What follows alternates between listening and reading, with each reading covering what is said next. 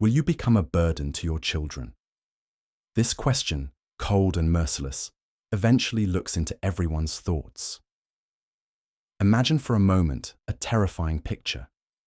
Your body is still here, but your mind is already wandering in the fog of the past, not recognizing the faces of the people closest to you. You become a heavy burden, a capricious and helpless creature locked inside your own skull. Everything you built, everything you were, dissolves into the abyss of oblivion. This is not a screenplay for a horror movie, but a cruel reality that, according to science, awaits the overwhelming majority of us. And it depends only on you, on how you manage the most complex and mysterious organ in the universe right now, your own brain. Is it possible to preserve crystal clarity of mind until the very last day? The answer to this question was known by the genius Soviet and Russian neurophysiologist, academician Natalia Bekhtereva, a woman who dedicated her entire life to studying the labyrinths of human consciousness and came to stunning, almost frightening conclusions. According to her many years of research, the tendency toward dementia never strikes suddenly like an avalanche. It sneaks up quietly over years, and only about 20% of people who live to old age preserve a sharp intellect and firm memory, remaining wise advisors and a support for their descendants. Just think about this figure, only 20%. What happens to the rest? Where does the overwhelming majority fall, those very 80%? Natalia Bekhtereva'S answer sounds like a verdict. By old age, they relentlessly turn into unkind, infantile, and senile individuals suffering from dementia, Alzheimer's disease, and other age-related brain ailments. They become strangers in their own homes, a source of eternal anxiety and pain for their children and grandchildren.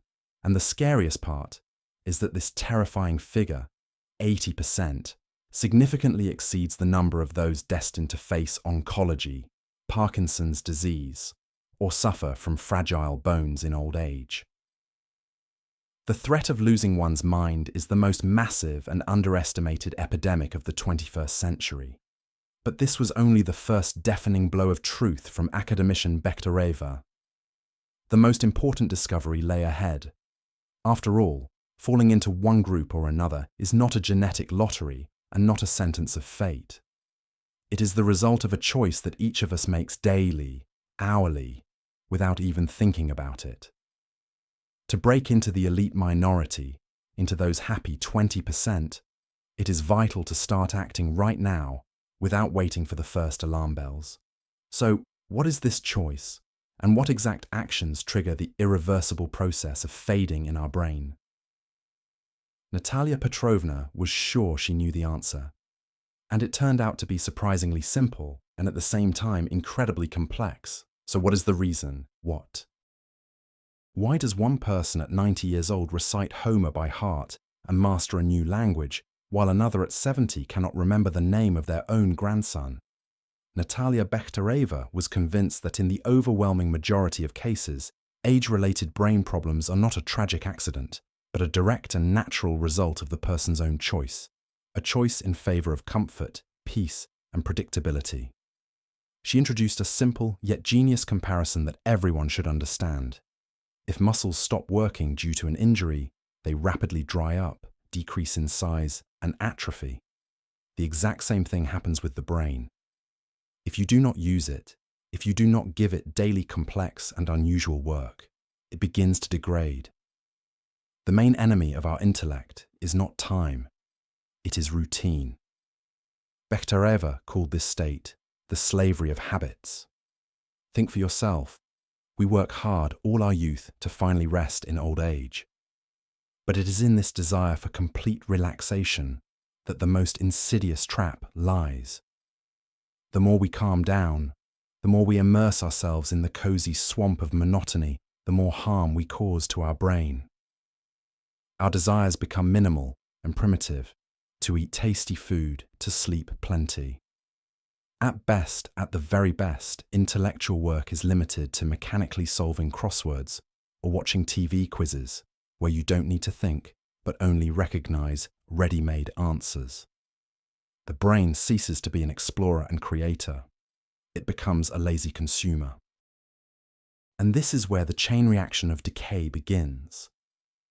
When the brain stops actively functioning and adapting to new information, it literally shuts down entire sections as unnecessary. Why should it strain itself if every day looks like the previous one? Why create new neural connections if all routes have long been laid and paved? As a result of this process, those very age-related problems arise. Catastrophic deterioration of memory, inability to concentrate even on a simple task, painfully slow learning of something new. Simultaneously, the level of demands and claims towards others grows. The unprocessed burden of the past presses down, and any mismatch with the habitual picture of the world causes outbursts of irritation. Memory suffers, and following it, the very ability to think. Gradually, a person moves further and further away from the real world, creating their own, often cruel, hostile, and painful, fantasy world full of resentment and suspicion. And this, according to Bekhtereva, is not a disease that needs to be treated, but the finale of a path that the person chose themselves, having refused nature's main gift, the ability to develop. She once noted that the highest happiness is to leave this world having managed to preserve one's mind. But no one said that this gift would preserve itself. But how do you understand that you have already fallen into this insidious trap and your brain has begun its slow descent into twilight? Academician Bekhtereva created a unique test, highlighting 5 clear signs that the fading process has already been launched. And the first of them is the most deceptive and unobvious. So, the first and surest sign of the beginning of brain fading is a complete, sometimes irrational, lack of desire to learn new things. Dementia never comes suddenly, said Bekhtereva. The problem grows over the years, gaining more and more power over us. And this symptom is the first crack in the monolithic wall of your intellect. Over time, you no longer want to master what requires effort. Internal resistance appears, masking itself under rational excuses. No time. Why do I need this? The old one works fine. A classic example that you have surely noticed in others, or perhaps in yourself. A person would rather agree to an expensive and complex repair of old, barely breathing equipment than force themselves to figure out the complex manual for a new, more advanced model. It's not about saving money or attachment to things. It is because the very thought of the necessity to study new functions, memorize the location of buttons, and get used to a different interface causes dull irritation and fatigue. The brain, accustomed to walking along the same neural path, literally rebels against the need to pave a new road. It is easier and energetically more profitable for it to cling to habitual actions brought to automatism. This virus of fear of the new gradually spreads to all spheres of life. You refuse to try an exotic dish in a restaurant, avoid new routes, and treat any modern gadgets and applications that could simplify your life with distrust. But by simplifying life externally, you strike a crushing blow to your main asset. What should be done when this alarming sign appears? It is necessary to perform an immediate and decisive intellectual reboot. Notice that representatives of creative and scientific professions, scientists, writers, artists, directors, actors, almost always preserve a sound mind until deep old age. By duty of service, they have to constantly strain their memory, master gigantic volumes of information, and perform daily intense mental work. They always keep their finger on the pulse of modern life, tracking new trends, and in some ways, even getting ahead of them. Such daily intellectual activity is the most reliable vaccination against age-related deterioration of cognitive functions. For reasonable longevity, it is vital to maintain flexibility of thinking. And for this, it is absolutely not necessary to study in higher educational institutions all your life. In mature age, we have a huge advantage. We can choose the direction that not only keeps the brain toned, but also brings sincere pleasure. Why not go to art history courses that you dreamed of in your youth, or sign up for a ceramics school to combine business with pleasure? Or you can simply start doing homework with your beloved grandchildren, forcing your brain to work at full power and recall information from the school curriculum that was passed long ago. From time to time, solve intellectual puzzles, take all sorts of subject tests online. All this will allow the brain to work and remain sufficiently flexible. Learn foreign languages, even if you will never speak them. Memorize 5 or 6 new words a week. Do not be afraid of new terms and try to remember their meaning. This is the best of all possible workouts for memory. But even if you forced yourself to learn, there is a second, more insidious symptom that can nullify all your efforts. It hides not in the fear of the future, but in an unhealthy love for the past. The second powerful alarm signal, at which, according to Natalia Bekhtereva, one should ring all the bells, is when a person falls into the captivity of the past. We are not talking about warm, nostalgic memories that everyone has. We are talking about a situation where longing for the past becomes the main life strategy, for the sake of which a person completely refuses the present. You have definitely heard these phrases. Back in our time, music had a soul, not like now. Before, the ice cream was tastier and people were kinder. All this newfangled technology of yours is just nonsense. Behind these seemingly harmless complaints lies a dangerous symptom corroding the brain like rust. All this happens again due to the same human laziness, which now masks itself under the guise of life wisdom and experience. After all, before starting to use something new, you need to learn it. It is much easier to declare everything modern bad a priori, and the old reliable and proven.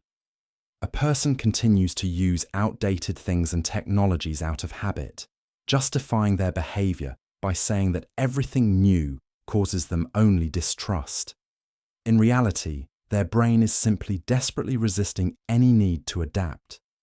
Criticizing the present and idealizing the past is the simplest path, requiring absolutely no mental costs. The brain is preserved, frozen in one time, and neural connections begin to rapidly break off as unnecessary. What should you do if you notice that the world around you causes irritation more often, and memories of the past have become sweeter and brighter than reality? The words from a famous song fit here. The main thing, guys, is not to grow old at heart. Bekhtereva proposed a radical but incredibly effective cure, a forced injection of youth. It is necessary not to lock yourself in a circle of peers who will only strengthen your thought that it was better before, but on the contrary, to consciously and purposefully surround yourself with young people. At first, this may cause discomfort, but the result will exceed all expectations. It is like diving into a source of infinite energy and new knowledge. Young people are always ready to try something new. They sincerely rejoice at every achievement, even the smallest one. And most importantly, they are not afraid to make a mistake. Their hobbies are diverse, from advanced technologies to street sports, from avant-garde fashion to modern culture. Such communication is the best way to painlessly learn to use the latest innovations, understand what the world lives by today, reveal talents that have long been asleep in you, or simply start enjoying life truly brightly and fully. They will easily explain to you how to use a new app on your phone, or help choose a modern gift for your grandchildren. Surrounding yourself with such people, you will never be left without inspiration and useful advice that will help prolong the youth of your brain. You will cease to be an outside observer grumbling on the roadside of life, and again become its active participant. However, even if you opened up to the new and surrounded yourself with energy and youth, there is a third, already physiological barrier that can become insurmountable. This is fog in the head, an inability to gather thoughts, and it must be fought with completely different methods. The third sign, associated with difficulties in concentration, is perhaps the most common and especially relevant with age. It is that very fog in the head. You walk into a room and painfully cannot remember why you came. During a conversation, you suddenly lose the thread of the narrative and fall silent mid-sentence. A familiar name or title is on the tip of your tongue, but you just cannot grab it. Forgetfulness becomes a real problem that not only complicates the performance of daily tasks, but also hits self-esteem hard, generating anxiety and fear. What if this is the beginning of the end? This symptom, unlike the previous two, often has not only a psychological, but also a deep physiological basis. The brain is an organ, and like the heart or liver, it needs proper care. What needs to be done to disperse this mental fog? The first and main step in this direction should be the complete exclusion of any self-indulgence, self-pity, and excuses in the spirit of, it's just age. Solving the problem requires a comprehensive approach and iron discipline. It is important to meticulously follow a daily routine. The brain loves predictability, and a stable sleep and wake schedule helps regulate the production of hormones responsible for clarity of consciousness. Next, it is necessary to give preference to proper nutrition. The brain is the most energy-consuming organ of our body, and it requires quality fuel, not cheap fast food in the form of sugar and fast carbohydrates. And of course, you need to try to get enough sleep and not let insomnia win. It is during sleep that our brain conducts a general cleaning, clearing itself of toxic waste products accumulated during the day. But the main secret, according to the majority of modern neurophysiologists, lies elsewhere. One must not forget about moderate physical exertion. It is enough to spend just 15 to 20 minutes daily. Regular physical activity is the most powerful tool, allowing you to preserve clarity of mind until very old age and protect yourself from dementia. You do not need to set Olympic records. A brisk walk, light work in the garden in the fresh air, or morning exercises, this is already enough. At the moment of physical activity, blood begins to circulate more intensively throughout the body, including in the smallest capillaries of the brain, delivering oxygen and nutrients there. This helps lower the level of the stress hormone cortisol and improve concentration. And of course, against the background of this healing, it is necessary to purposefully train memory. This process is like auditing an old attic. You need to force yourself to remember and drag long-forgotten things into the light. Try to remember poems that you once knew by heart in school, or the names of subjects and names of professors from the institute. Try to restore in memory the phone numbers of old friends, birthdays of distant relatives. This is not just a fun game, but heavy lifting for your brain, forcing it to activate and strengthen old, abandoned neural pathways. But what if you have established a regime, started walking in the park, and even remembered the multiplication table, but the world around you still seems hostile and causes only irritation? There is a fourth behavioral symptom that is capable of poisoning the healthiest brain, and its name is criticism. And so we approach the fourth sign, which is not just a symptom, but a real poison poisoning both the brain and the person's entire life. This is criticism and eternal irritation. When someone starts to sincerely believe that the whole world should adapt to them, that their opinion is the only correct one, and everyone around is doing everything wrong, this is not just arrogance. This is an alarm signal about a complete detachment from reality. Such a person turns into a toxic critic who constantly looks for flaws in others, in events, in life itself. A lack of tolerance and elementary respect for other people inevitably leads to constant conflicts, resentment, and the destruction of social ties. As a result, the critic themselves and their brain suffer first and foremost. Constant dissatisfaction, anger, and irritation keep the nervous system in a state of chronic stress. Cortisol is ceaselessly released into the blood, which in large doses is a true neurotoxin. It literally destroys the cells of the hippocampus, the part of the brain responsible for memory and the ability to learn. A brain in a mode of eternal defense and attack is physically incapable of creation, joy, and development. It fixates on finding enemies and imperfections, narrowing the picture of the world to the size of a keyhole through which only negativity is seen. This is a path to complete isolation, and as a consequence, to accelerated degradation. The only antidote to this mental poison, the most powerful practice capable of reversing this process, is conscious gratitude. Gratitude and praise are, in essence, the verbal expression of mental health. The very mechanics of this feeling are unique.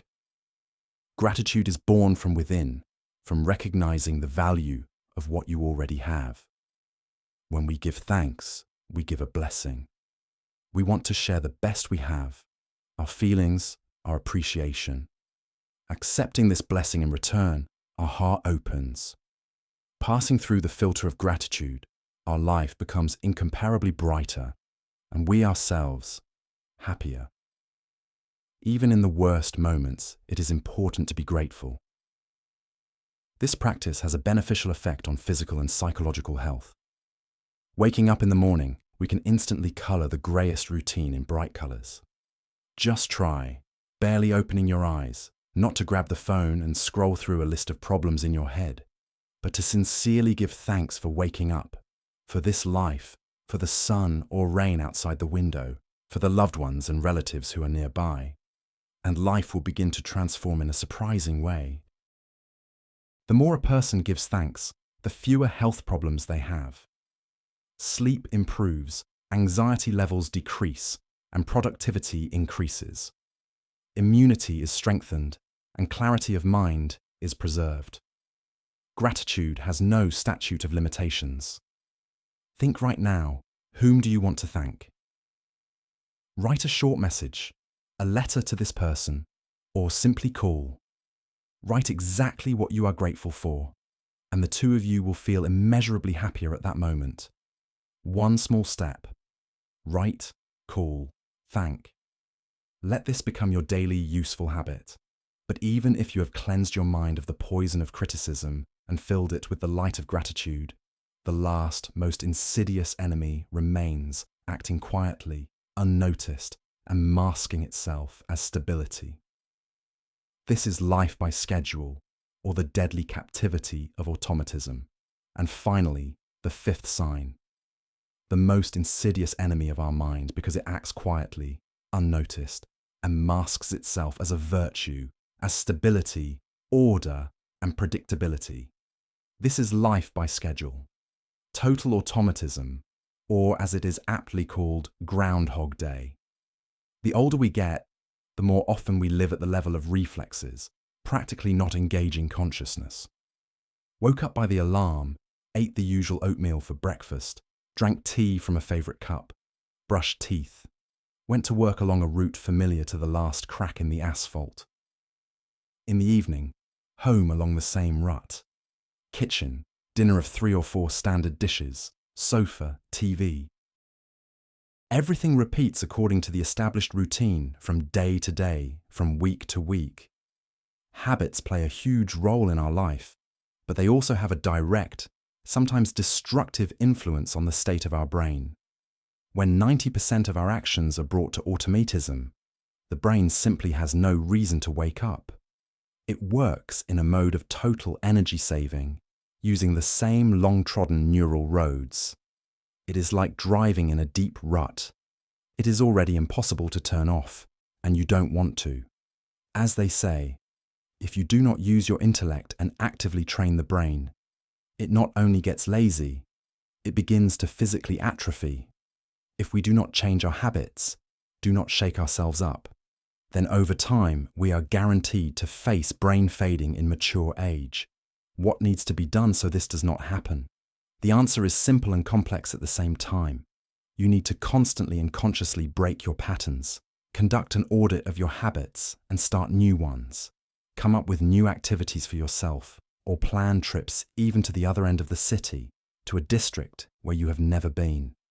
At least once a week, return from work by a completely different, unfamiliar route, even if it is longer by 15 to 20 minutes. This will force the navigation centers of your brain to switch on at full power. Radically change taste habits by cooking new exotic dishes. This is necessary to constantly load the brain with fresh impressions, smells, tastes, and knowledge, which will create ideal conditions for the emergence of thousands of new neural connections. And here, a key, crucial role in preserving a sound mind and intellectual abilities is played by creativity. This is the highest form of fighting routine. When we engage in creative activity, it doesn't matter if we draw, sculpt from clay, write poems, dance, or learn to play the guitar. Our brain works actively, developing new connections and stimulating non-standard thinking. In creativity, there is no single correct answer. There are no ready-made templates. It is a process of constant search, trial, and error. Thanks to this process, we strengthen our intellect and abilities to analyze and solve a wide variety of problems. Also, the creative process helps us cope with emotional stress and increase the level of happiness. Therefore, the more we engage in creativity, the longer we preserve clarity of mind and sharpness of intellect until the most advanced years, turning old age not into a period of fading, but into an era of wisdom and new discoveries. Friends, on the channel, The Wisdom of Natalia Bekhtereva, we believe that the path to a clear mind and a long, full life is not a secret behind 7 seals, but a daily conscious choice of each of us. We want to express special gratitude to everyone who watched this video to the end. Each of your likes and comments is priceless to us, because together with you, we make this channel a place where wisdom, motivation, and inspiration flourish. If this information was useful to you, please support us, give a thumbs up, and subscribe to the channel so as not to miss new episodes. And be sure to click on the bell to receive all notifications. Be generous and share this video with your friends and loved ones. Perhaps someone among them needs this important information and our support right now. We wish you a clear mind, strong health, and an excellent mood. Until we meet again.